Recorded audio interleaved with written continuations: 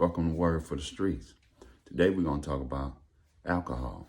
Let's jump straight into the word. Let's go to Proverbs 23. Now, I'm reading out the NIV version. That's the New International Version. Okay. Proverbs 23, verse 29. Here we go. Who has woe? Who has sorrow? Who has strife? Who has complaints?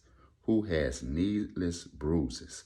They're talking about those ballroom fights. Those fights at the party and at the club when you're half drunk fighting people and don't even know what you're fighting about. Just drunk people just acting a fool. Who has needless bruises? That's what the Bible says right here. They're talking about those wrecked cars. Wrecked cars. I know I done wrecked about 2 or 3 cars drunk. They're talking about those DUI charges, needless bruises. The King James Version says, I believe it says, who has wounds without cause. You're basically falling down, hurting yourself. When you go to jail for those DUIs, coming out of all kind of money, talking about that bruise to that bank account. I wake up the next day, I'm like, man, what did I spend $300 on? Spent $300 at the bar, buying shots for everybody, buying rounds for people I don't even know, just drink, getting loaded.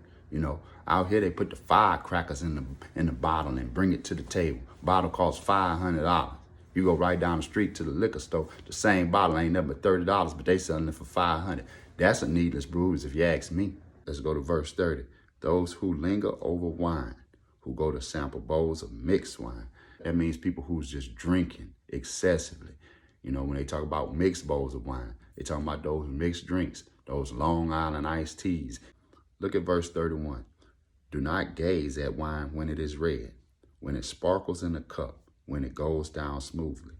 You ever notice how these expensive liquor bottles are always pretty and fancy? Some of them even have gold flakes and stuff in it that sparkle. They want it to look good to you. They want it to be amusing. It says when it goes down smoothly. See, they're talking about those mixed drinks that don't taste like alcohol. A lot of times people say they don't like to taste the alcohol and they like to drink something that tastes like fruit or you can't tell alcohol in it. The Bible says those are the ones in verse 32. In the end, it bites like a snake and poisons like a viper. I used to hear the old timers saying that, man, you better be careful drinking that. I know it tastes good, but it's going to sneak up on you. I didn't actually know that was in the Bible. It's going to sneak up on you like a snake. It poisons like a viper. Yeah, you be drinking it, mixing that vodka and cranberry juice. Man, it's going down smooth, man. It's so good. But then when you wreck that car, when you get into that fight, that's that alcohol done snuck up on you and bit you.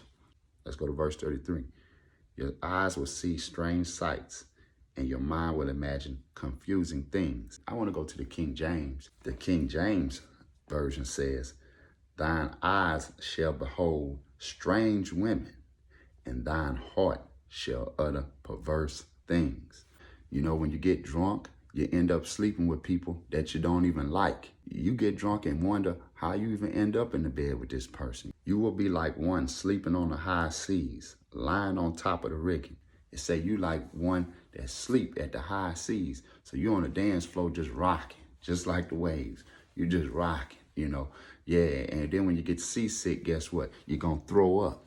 That's what the Bible talking about. You like somebody that's rocking with the boat and throwing up because you're seasick.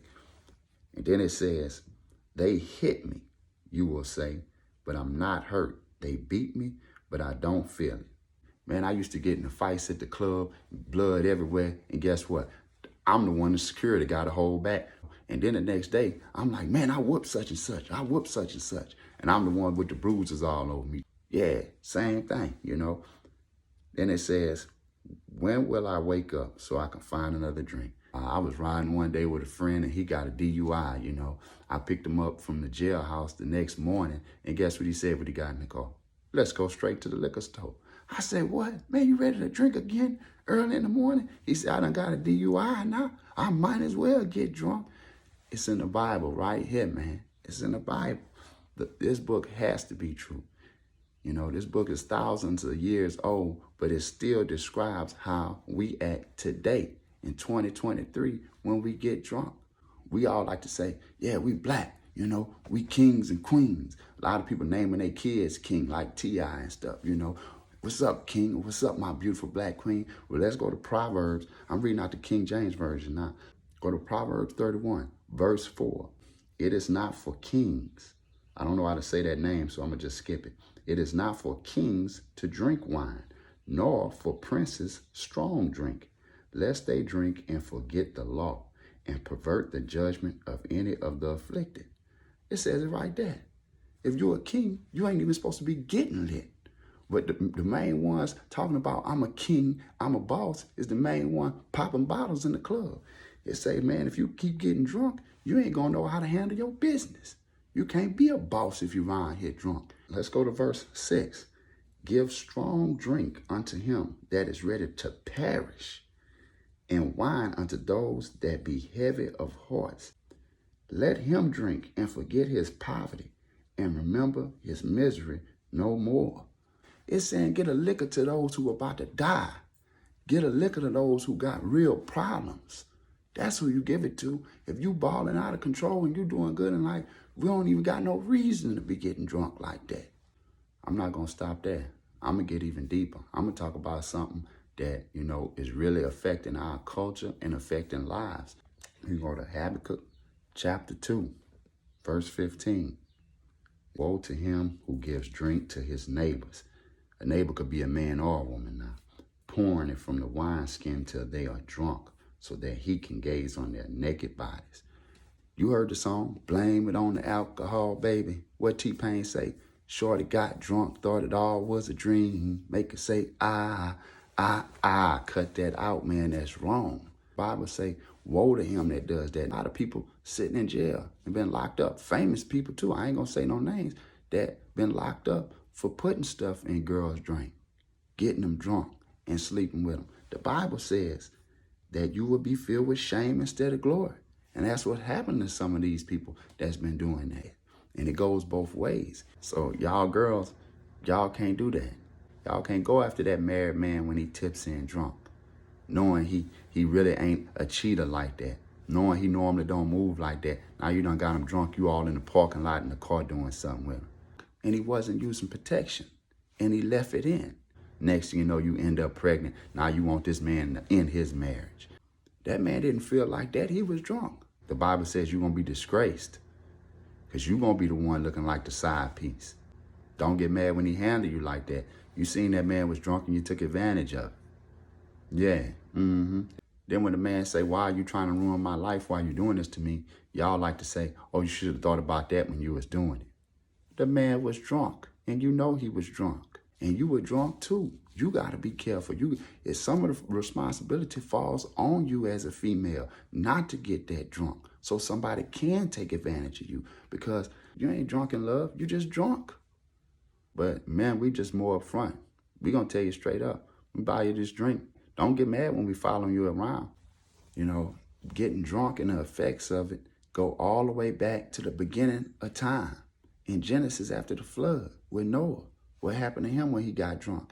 Genesis chapter 9, verse 21. They talk about Noah when he was getting drunk. It says, when he drank some of his wine, he became drunk and lay uncovered inside his tent. Ham, that was his son, saw his father naked and told his two brothers outside. When Noah woke up, look at verse 24. When Noah woke up and found out that his son went and laughed and told everybody that his dad was in the tent naked, drunk, instead of covering him up, verse 24 says he cursed his son's seed. And Noah cursed Ham. He said, let Ham's children be the servants of his brothers. And a lot of people like to say that Ham's descendants are the colored people in the colored nations of the world. Now, I'm not saying that's true, but let's just say it is true theoretically. Then that's the reason black people doing bad in America. But I'm not going to say that's true. But a lot of people have said that, and I'm not going to get into all that. But I'm just saying it's the effects of getting drunk. My grandmother told me one day, this was during the time when I wasn't drinking. She said, it's not a sin to drink. Even Jesus turned water into wine.